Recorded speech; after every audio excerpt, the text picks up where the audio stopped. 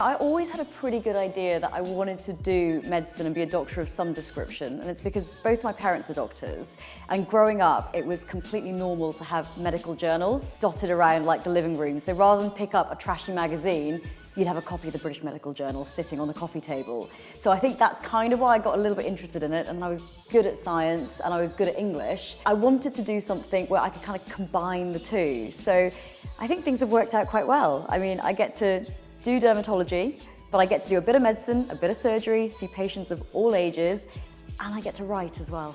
I never had a master plan to become an author. What ended up happening is I got approached by Penguin, which was amazing, and I ended up meeting them for coffee, had a long chat with my editor. She asked me what I did. I talked very much about my clinic experiences, the sorts of things that I do on a daily basis. And at the end of that, she just said, would you like to write about all of this? And it was an absolute no-brainer. So I was like, yes, absolutely, I would love to. And that's how the book came about. What I hope that I can get out of the Skincare Bible, or what other people can get out of it, is the fact that there is a lot of information online. You can go to the internet, you can go to Google, you can go to social media and look up all the things that you want. But just because there is a lot of information out there doesn't mean the quality of that information is good or it's credible. And one of the things that I think the Skincare Bible does, and does successfully, is it is written by an expert. It is written by somebody that understands skin as both a doctor, but as a patient as well. Part of what I do will always be my day job, which is doing clinics. And I think that's really important to have that kind of first-hand contact with patients. But I think one of the things that I realized over the years is there's only so much I can do in my clinics, and there's only so many people that I can see with my time. So I think it is important to make skin knowledge more widely available, but to be able to reach more people than I can at the moment.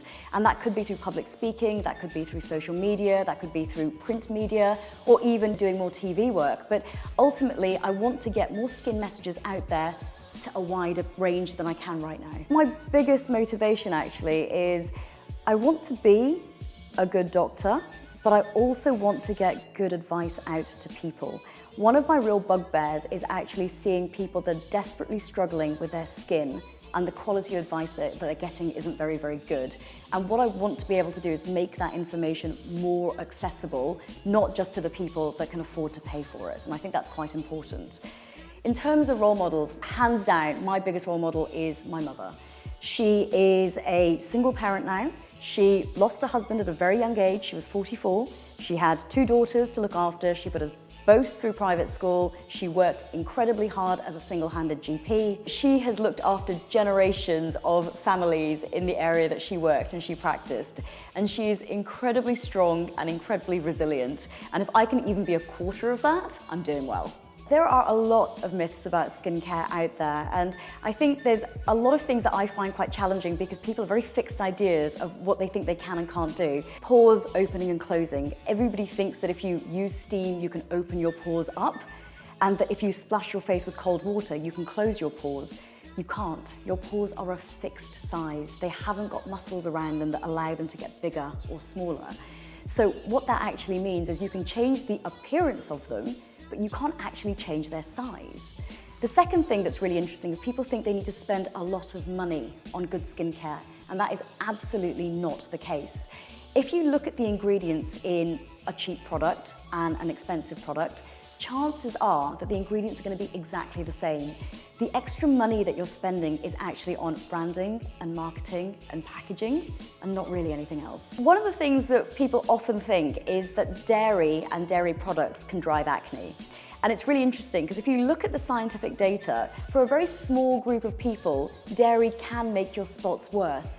But for the vast majority, that's actually not the case. And if anything, low-fat dairy seems to be worse than full-fat. So, if you're somebody that doesn't notice that your spots get worse with dairy products like yogurt or cheese or milk, you do not need to cut it out of your diet.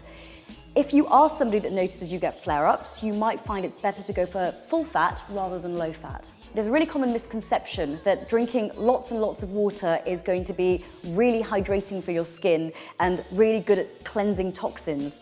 That is an absolute misconception and myth. That is not the case.